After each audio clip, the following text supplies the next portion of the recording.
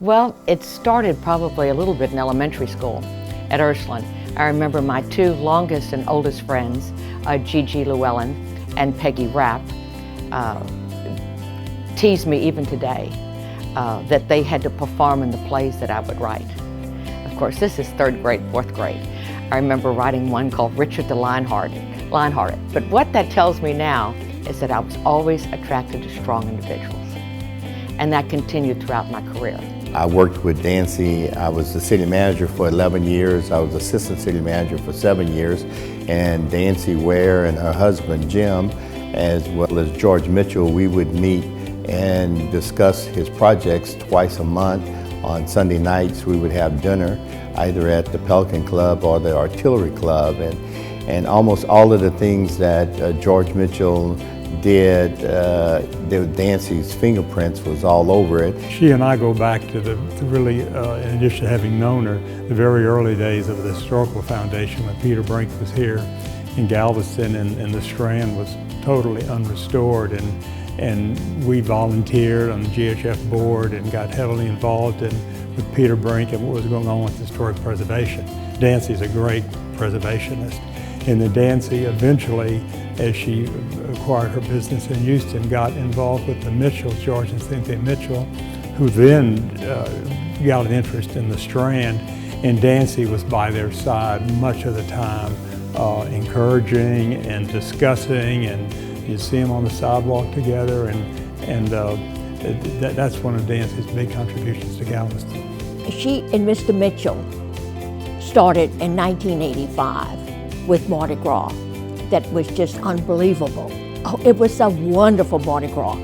And I can remember going with my husband, Dancie's dad, and we were at the window trap, looking down the Strand.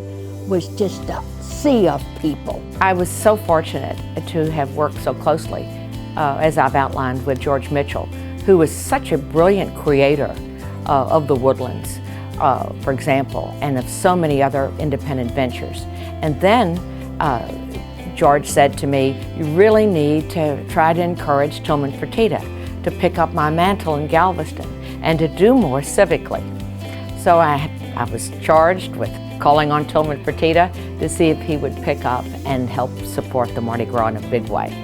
And indeed he did with the San Luis Salute. Well, that led to a very warm and wonderful working relationship and friendship with Tillman and his entire organization. Each year Dancie was working on Mardi Gras. She would focus on one special thing, and one year she did the 7 arches by these notable national and international architects, and one of the 7 is still remaining in front of the Tremont House. Well, Dancie is a very creative person, and she's first class. She loves this community. She loves the community of Houston, Galveston, as well as the state of Texas. She's world-renowned. She's recognized. You know, we went to New York together. She had put the Mardi Gras arches on display in New York, and she's just an awesome person, and I'm just honored to call her my friend. I think it's important for women to see that you don't have to sell out and be part of a huge organization to be successful. Start your own, be innovative, be entrepreneurial, start small, have one client or one product, grow that product line, just like I grew my company. Congratulations to Dancie on this great award.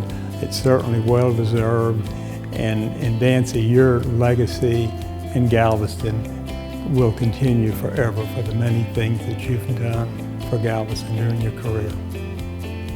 Dancie, congratulations. Again, well done. Like everything else that you do, well deserved. Dancie, congratulations. We love you. This community loves you. My family love you, and may you be blessed by God and continue with the great job that you and your family, your husband, and your kids have done. Congratulations, my darling, on this wonderful award that you're receiving today. I'm so proud of you. And thank you for being who you are. I can't think of a better day to spend than to enjoy seeing and learning about women helping women.